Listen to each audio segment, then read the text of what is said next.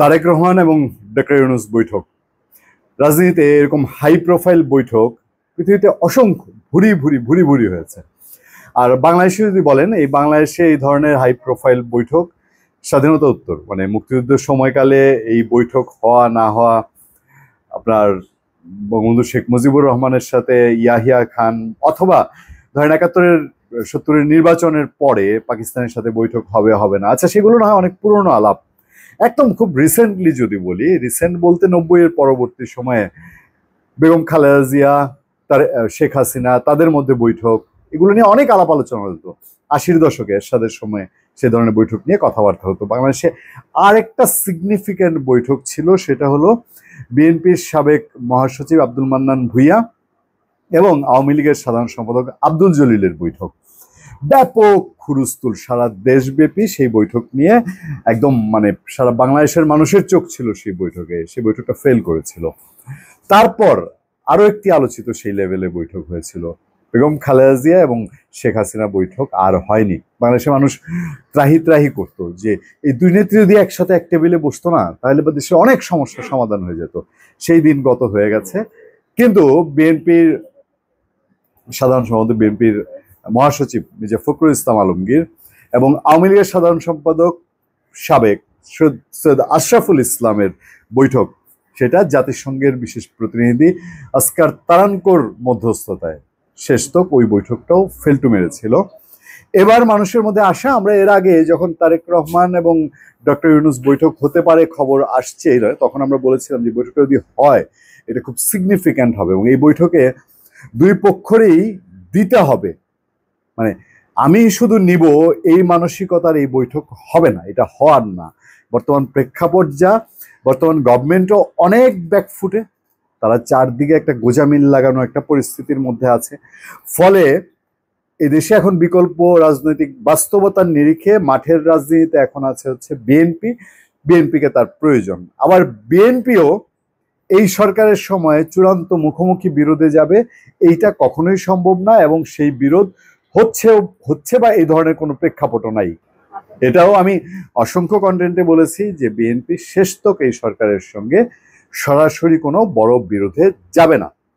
সেই প্রেক্ষাপটে বিষয় শুধু একটাই ডিপেন্ড করে, যদি কারণ এই সরকারের প্রতি অনেকেরই এখন সন্দেহের তীর, তাদের যে অ্যাক্টিভিটিস গুলো একটার পর একটা আমরা পরবর্তী আরেকটা কন্টেন্টে আপনাদেরকে এটা নিয়ে বিস্তর আলোচনা করব।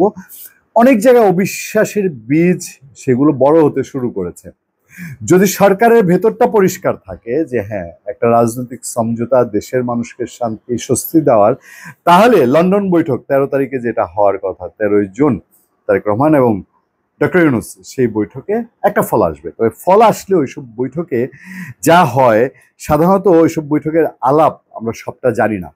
ধরেন আনুষ্ঠানিকভাবে যা জানানো হবে, বিএনপি মহাসচিব মির্জা ফখরুল ইসলাম আলমগীর আজকে যেটি জানিয়েছিলাম, যেদিন কথা বলছি যে হ্যাঁ বৈঠকটি হচ্ছে 10 জুন, তিনি মোটামুটি অনানুষ্ঠানিক প্রেস কনফারেন্সে তিনি এটা সাংবাদিকদের জানিয়েছেন 13 তারিখ বৈঠক হচ্ছে। কিন্তু বৈঠকে কি কি আলোচনা সেইটা টু দি পয়েন্ট সব সময় জানা যাবে না। এটা একটা লং টাইম পরে অনেক কিছু হয়তো অজানাও থেকে যাবে। সাধারণত এই বৈঠকগুলোতে কি হয়, প্রফেসর মোহাম্মদ ইউনূস বা এই অন্তর্বর্তীকালীন সরকারকে তো যেতে হবে। এটা 5 বছরের কোনো ম্যান্ডেট প্রাপ্ত সরকার না, তাকে বিদায় নিতেই হবে। আর বিদায় নেওয়ার আগে যে সব হুলস্থুল কাণ্ডগুলো ওনারা ঘটিয়ে গেছেন দেশে, সরাসরি ডক্টর ইউনূস যদি বলি, তার এই যে এত ঋণ মৌকুফ, সুদ মৌকুফ, এত গ্রামীণ ব্যাংকের সুবিধা, গ্রামীণ টেলিকমকে দেওয়ার সুবিধা, এগুলো ঠিকানোর ভবিষ্যতে বিষয় আছে। যে দলের ক্ষমতায় আসুক, বিএনপির সম্ভাবনা উজ্জ্বল, সেই সব আলোচনার ব্যাপার আছে। তার বিশাল বিনিয়োগ বাংলাদেশে, তার এই গ্রামীণ ব্যাংকের এত শত শত অফিস, এগুলোর নিরাপত্তা ইস্যু আছে। তারপর উনি যাদেরকে বলা হয় স্নেহধন্য, পেট্রোনাইজ করেছেন, এনসিপি বলি, সমন্বয়ক বলি, এরা যে মাঠে ঘাটে বিভিন্ন জায়গায় বিভিন্ন অপকর্ম করেছে, ডিসি নিয়োগে নাক গলিয়েছে, ডিসি অফিসে ছড়ি ঘুরিয়েছে, উপজেলা অফিসে, ইউনিয়ন অফিসে ঘুরিয়েছে এবং যে মব সংস্কৃতি একটা চালু করে অন্যায় অবিচার তৈরি করেছে, এগুলোর একটা সেফটি সিকিউরিটি বলি, আর সোজা বাংলায় যদি বলি এক্সিটের বিষয় আছে না। তো আমি বলছি না যে ডক্টর ইউনূসের সাথে তারেক রহমানের বৈঠকে এইসব নিয়ে আলোচনা হবে, তবে এই বিষয়গুলো কি প্রাসঙ্গিক কিনা, যে এই দুইজন যখন কথা বলবেন, ডক্টর ইউনূসের ঘাড়ে তো এই চিন্তা আছে, তাকে তো এই দেশে তাকে তাকে যারা বসিয়েছে বলেন, তাদের কিছু একটা পরামর্শ নিয়ে যেতে হয়েছে না, বা গিয়ে পরামর্শ করতে হয়েছে না?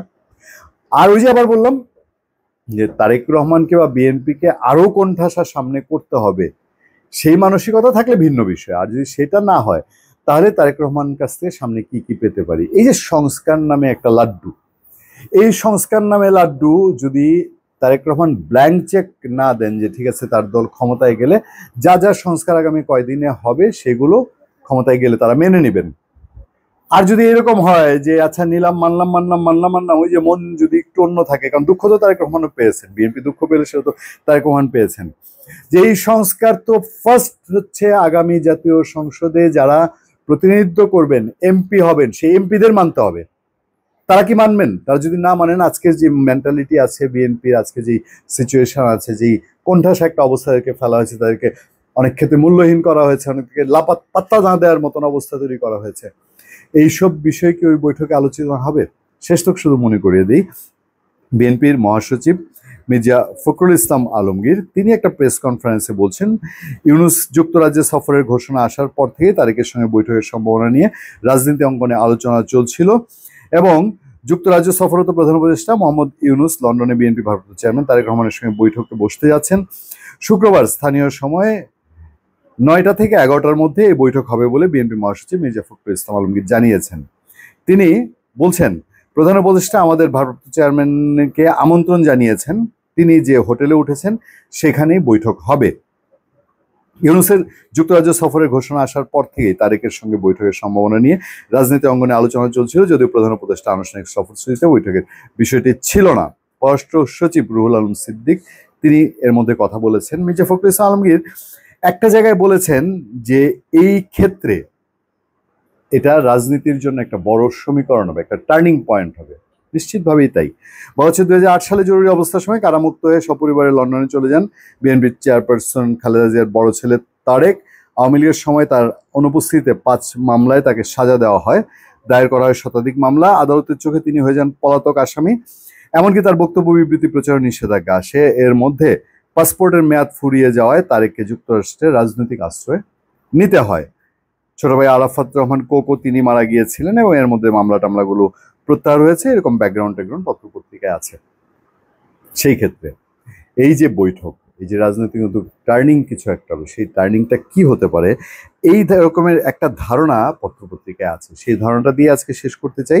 লন্ডন সাক্ষাতে ইউনূসকে ফেব্রুয়ারির মধ্যে নির্বাচনের প্রস্তাব দিতে পারেন তারেক। সেটা কেমন? পত্রপত্রিকার রিপোর্ট, সেটা আমি একটুখানি আমার চোখে পড়েছে, আমার মনে হলো যে এটা শেয়ার করা দরকার, হলেও হতে পারে। ওই যে বলছি, দুপক্ষকেই কিছু ছাড় দিতে হবে। বাংলাদেশে অন্তর্বর্তী সরকারের প্রধান উপদেষ্টা মোহাম্মদ ইউনূসের সঙ্গে দেখা করবেন বিএনপি ভারপ্রাপ্ত চেয়ারম্যান 13ই জুন।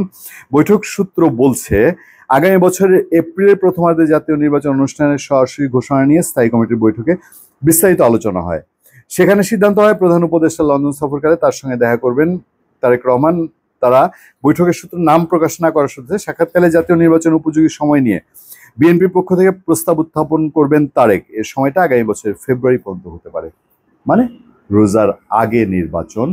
বিএনপি যেগুলো বলছে, তার যারা সাথে সহদল আছে তারা যেটা বলছে যে রোজার মধ্যে ক্যাম্পিং করে রোজার পরে নির্বাচনটা জটিল।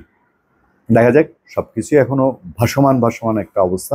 বৈঠকের পর নিশ্চয়ই একটা কনক্রিট সূত্রে জানা যাবে।